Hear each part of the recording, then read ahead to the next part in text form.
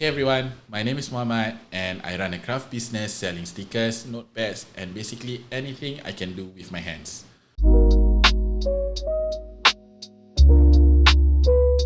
As you probably know from the thumbnail, today I want to talk about how I end up in a situation where I'm trying to build two brands at the same time. The first one being this channel, 12am Craft, where I sell products. And the second one is called Pendeka Academy.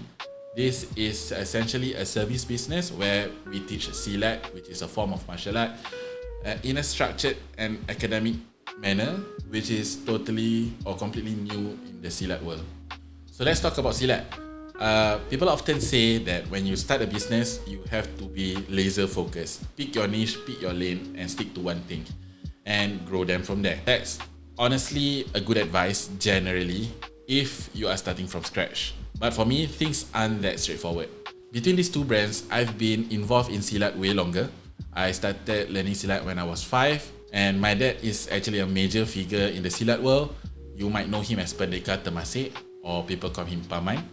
He was the first silat world champion before SEA Games was even a thing, and he actually helped to pioneer to get silat into the SEA Games. So silat feels like a family business to me. Almost all of my siblings are involved. Some of them have their own classes to run, and some teach workshops in schools and all that fun stuff. So fast forward to today, we have our own studio at Kaki Bukit and we run classes almost every day. And my father teaches silat full-time there. It's very much a service-based business. Now then, what about this craft business? For me, I've always loved trying new things. Even back when I was in school, I had this mindset that if I really wanted to learn something new, I could figure it out. Just basically give me a week and I can do it. While I was helping with the silat business, I realized something that we had no idea how to sell products. We were operating like a traditional service business, but so I decided that I wanted to learn how to sell something or anything. And around 2020 or 2021, my wife wanted to get a cricut machine. That's how I discovered the crafting community and everything you can create with it. Just to give a little bit more context, I have run a few service-based business before, so it is not totally new to me about running business. And I even had a branding marketing agency at one point. Because of that experience, building a brand like 12am was surprisingly easy. The logo, the color, I designed everything basically like within a day. And it's funny to think about it. After branding other people's business for so long, I can now build my own brand whenever I want. And I just want to take this segue to talk about the importance of doing. People might wonder, am I being serious about all this? Right? Like I just created a brand overnight basically, and isn't that supposed to take basically weeks or sometimes months? And yes, generally that is true, but in my situation, I'm doing this alone, and progression matters more than perfection. As a principle I learned over the years after listening to like podcasts and reading books, you shouldn't focus on making money. Yes, business is about money, but what you should focus on is reducing the time between activities that lead to the money. And the biggest enemy to progress is procrastination.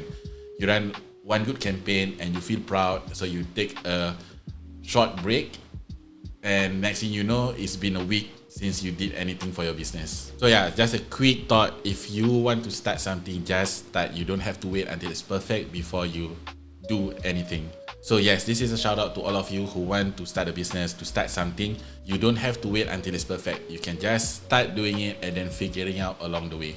Because even if you did prepare for it perfectly, you still have a lot to figure out along the way. So why wait? So now, the big question is how I manage two brands. To be honest with you, I don't. Not alone at least. I need a lot of help. So luckily, the silat business, like I said, it feels like a family business. So things still run without me being there. But here's the thing that most people don't realize. I started the craft business for the benefit of the silat business as well. I wanted to diversify our income so that we're not relying on only one stream. And you might ask, why not sell silat related products and stay in the same lane and be laser focused? The answer to that honestly deserves its own video because it's quite lengthy. But to push the product business forward, I need to operate solo. That way, there's no conflict of interest and I can make mistakes freely. and I can make decisions instantly without bumping heads with anyone. But I'm not saying I'm having bad relationships with my family, sir. I basically chose a route where I can spearhead things fast and make bad decisions and learn from it.